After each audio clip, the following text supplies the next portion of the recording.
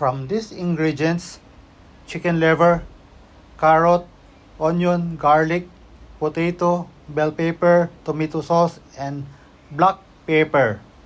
To this chicken liver afritada. To make it more delicious, just put soy sauce or toyo, fish sauce or patis, and all-in-one seasoning. We put a cover and let it simmer for 2 to 3 minutes. Here you go. The smell is very delicious and tasty.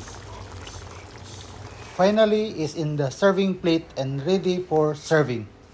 Kain na na! Thank you for watching.